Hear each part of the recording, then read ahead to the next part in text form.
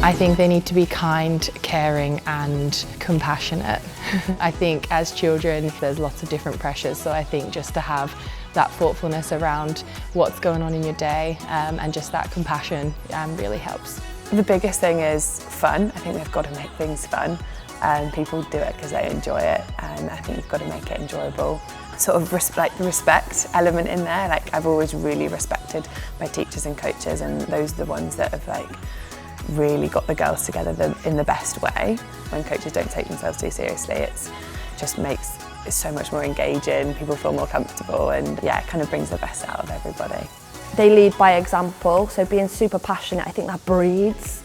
It creates a really good culture and makes everyone excited. I think elements of fun, they have to be fun, knowledgeable. I think you gain respect from people from a very young age. I would say enthusiasm, to really impart your love of the game to others, and also empathy. It's not always the highs. I think you also have to be prepared for the lows, injuries, lots of potential setbacks, deselection. So I think it's really important to have that empathy as a coach or as a teacher, to be able to understand how that person's feeling and to make them still feel that sense of belonging. I think probably kind is the first one. I feel like it's really important as a coach and a player to be able to feel open and to be able to have that honesty and trust with each other.